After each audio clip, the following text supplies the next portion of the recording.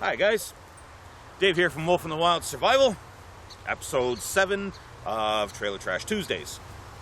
We're shooting outside right now, where I probably will be a little inside, and we're doing it over a couple of days this time, as opposed to just all in one day. So, trying something a little bit different, partially because I woke up today, and there's a lot of black ants, like the larger ones, not the great big carpenter ants, but larger black ants all around my trailer, and some of them are getting in. And I woke up, there was like one or two of them sort of crawling around, one on me, one on my bed, and can't have that at all. So I'm in the field right now collecting some wild bergamot. Now, I'm not 100% sure if this video is going to drop before or after the wild bergamot video I shot recently is going to drop. But I do mention in that video that wild bergamot is a good insect repellent. It's also, like, not just mosquitoes and biting insects or whatever. It's also kind of good for ants. Anything in the mint family is a pretty good insect repellent, and if I can find some peppermint, I'm definitely getting that too. But bergamot's actually not too bad either. It's also pretty good for mice. Again, the stronger mints are a little bit better, but bergamot is still pretty good. And, you know, if I can keep ants and mice away from my trailer, all the better. So I'm going to grab a little bit of the wild bergamot around here, and then I'm going to go into the woods a little bit and see if I can't find any other members of the mint family.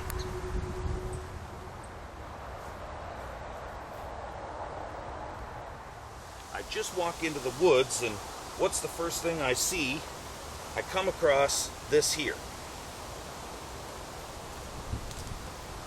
Now this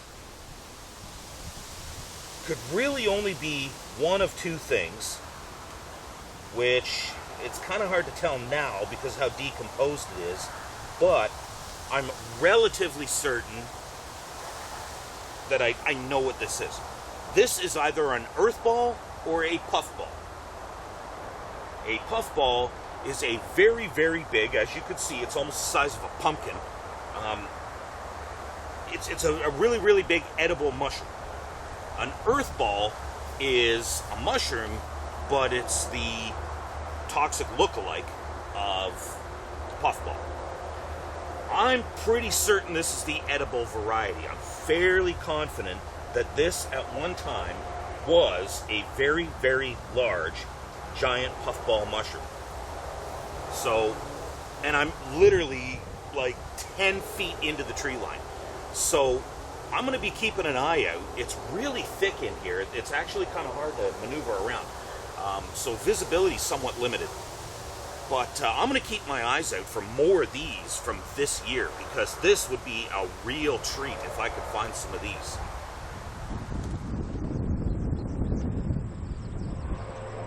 Well, guys, no luck on the puffballs. There's a whole bunch of apples in there, apple trees, kind of whatever. They're all way too high, and I don't want to climb to try to get any right now. If I fall down and, you know, injure myself while I'm in there alone, no one knows where I am. I don't want to bother risking it. It's really, really, really thick in there too, and it's such a hot day today. It's just really muggy in there, so I kind of gave up on the exploration and came back out. It's really, really, really thick bush. It's actually hard to walk around in there.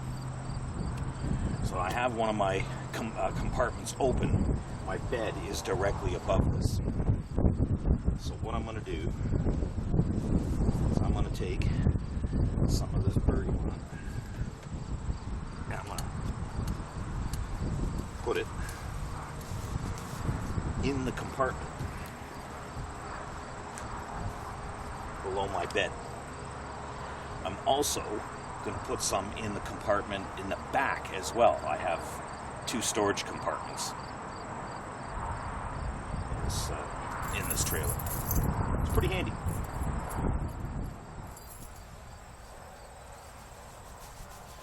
I am also going to take a couple.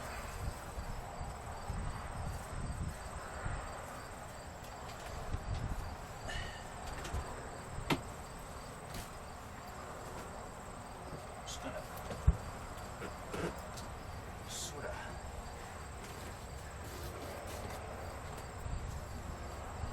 now, before you do this, you're going to want to make sure that there's nothing crawling around on these things. They're usually pretty clean. I don't really see aphids or any insects on them, and that's probably because, you know, they're insect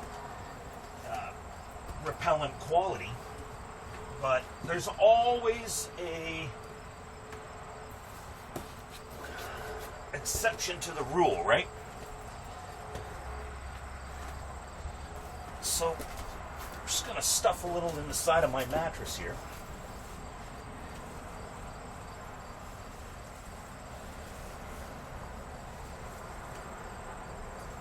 This should help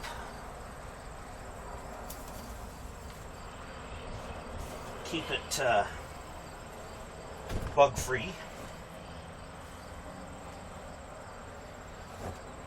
and it'll give my sleeping area just sort of a nice, sort of soothing aroma, I guess. You know, it is a nice smelling plant. It's a little bit different than your typical mint smell. Throw away all the little parts and sections and whatever. And, yeah, that, with any luck, should help keep the ants away and allow me to sleep a little better. I could use harsh chemicals and, you know, kind of whatever, but I don't want to be breathing that in. I don't want to have, you know, sprays and you know, drops and whatever. I don't want that garbage around my sleeping area. I don't want it around my eating area. When I did the last video about wild bergamot, if it hasn't dropped yet, it's really soon, guys, so keep an eye out for it. I put a whole bunch of it in my bathroom, partially because I want to dry some of it out for its medicinal and culinary uses, but also it helps to keep my bathroom smelling nice. And camper trailer bathrooms, yeah, they don't smell like an outhouse. They're not bad, but they're not as nice as, you know, like a regular bathroom can be in your house, where the waste is flushed into a sewer system and, you know, it's just gone forever kind of thing. You know, it's forgotten.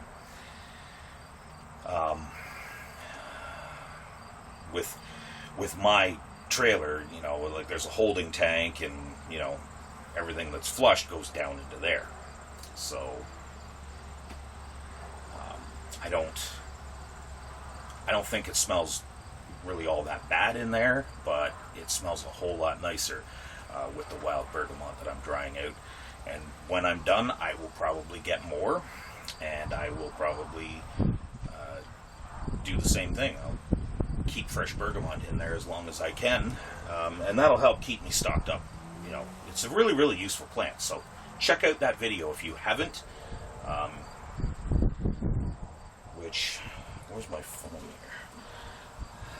I think it drops on the 18th,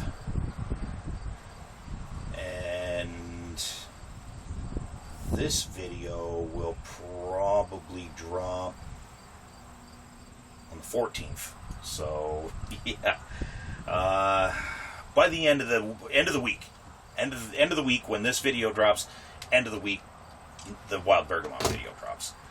Check it out. It's a really, really useful plant to know about.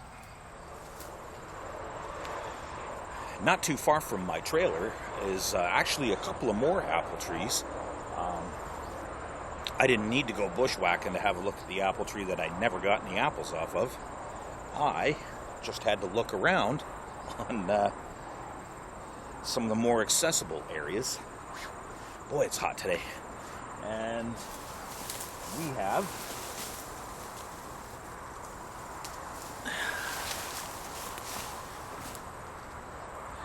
now we also have one of these teeny tiny little like crabapple trees, I guess, or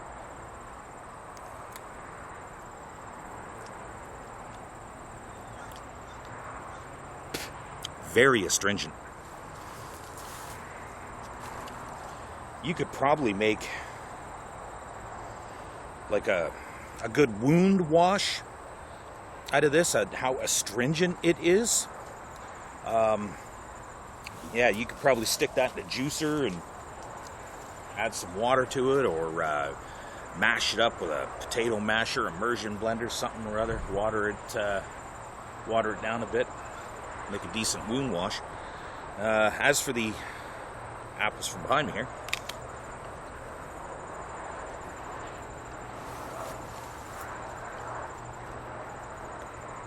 nice white flesh, not quite ripe yet. Not too bad. It's got a nice little hint of sweetness to it, but it's not ready.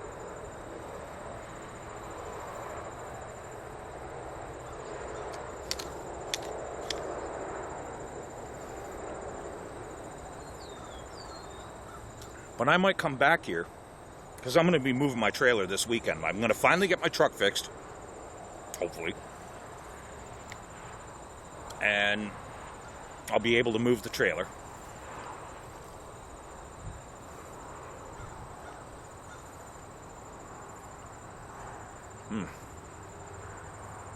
Okay, that's enough of that. This video will be really long. Right in the area, there's also grape. And the grapevines aren't even really all that big in this particular spot, but there's a lot of grapes on the vines. Let me just mess around with the camera a little bit and set it up, and I'll show you what I mean. As you can see, they're not ready yet.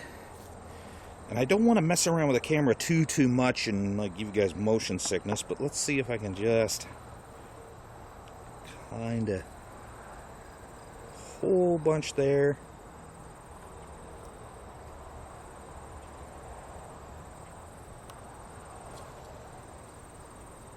And like as I move things around, more and more become apparent. There's actually a lot of them. Got to be careful though, because that grapevine is growing around a buckthorn tree, and you don't want to get any of those berries by mistake. Oh, geez. Yikes. So after a little bit of experimentation and, oh man, catching this crabapple tree on the top of the head as I was sort of ducking under. This is a hawthorn tree. These are some of the biggest hawthorn fruit I have ever seen. And the hawthorn got the name hawthorn because of the great big thorns that grow off of it. And I just caught one of them right in the top of the head. I'm definitely coming back here when everything is ripe enough, because these hawthorn berries, they're really good. They're amazing for your heart. They're very healthy, very nutritious. They are part of the apple family, which is why I thought maybe they're like some small crabapple. I've never seen hawthorn fruit this big. And this tree isn't really all that big. The one that I normally get my hawthorn fruit from doesn't get that big. So I'm really looking forward to coming back and getting some of these. Okay, we do have what I think is a crabapple tree growing right beside me here. Oh, yeah. Ooh. That's crabapple, all right. Holy jumpins. So, They're not something that you would normally eat off the tree, obviously, because of how like astringent they are, how like they're so astringent they'll give you a really bad stomach ache. But you can cook them and prepare them into like jams and jellies and little tarts and whatever. You can, you know, cut the astringency down. You can add like sugar, honey, you know, whatever you like, and make it a little bit more palatable. But ooh, that was strong. Holy jumpins. So yeah, we have an apple tree, we have a hawthorn tree, we got a whole bunch of grapevine, we got a crabapple tree, all in this teeny tiny little area. And I mean that's just a cursory glance. Well, I see yellow dock over here. There's a lot of goldenrod. Make a nice tea out of that. That's one of the components for a tea that I make, exorcist tea. If you haven't seen that video, you might want to check that out. Some of you, particularly the ladies. I gotta get something to cut the astringency out of my mouth.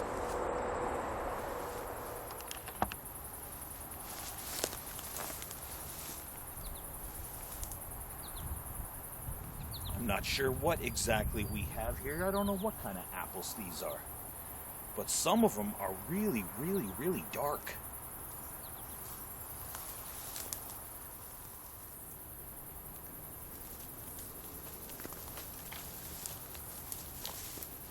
A lot of the really dark ones are actually kind of up there. They're kind of hard to reach, but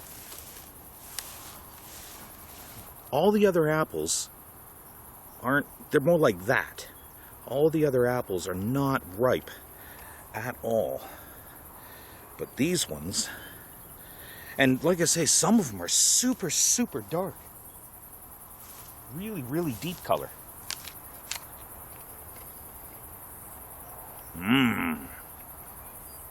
Oh, these are so good.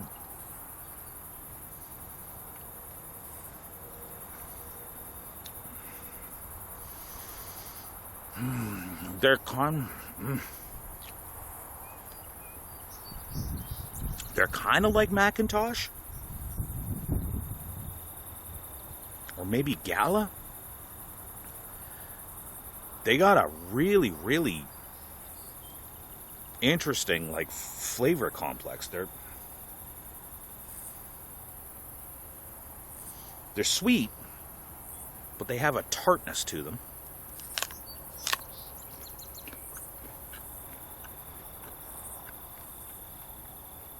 These are so good.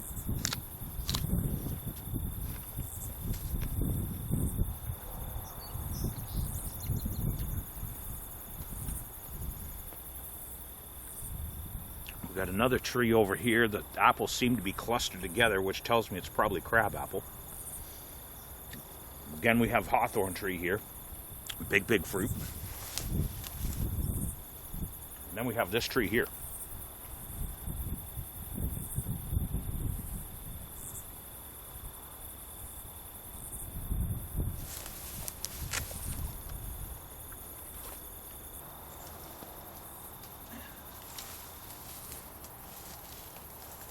I'm gonna grab some of these for now, but I'm definitely coming back. Definitely coming back. Well, guys, it's been like a day since, you know, the video and with the apple tree and whatnot that you just saw. And what a day it's been. I've been kind of battling it out, I guess you could say, with the Canadian Tire here in London, down like Argyle Mall area.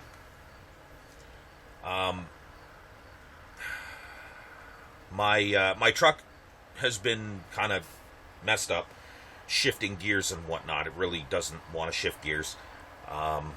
It's kind of screwed up, and it seems like every time I've had it in the Canadian Tire 4 times. Okay, twice today, 4 times in the last 5 or 6 days.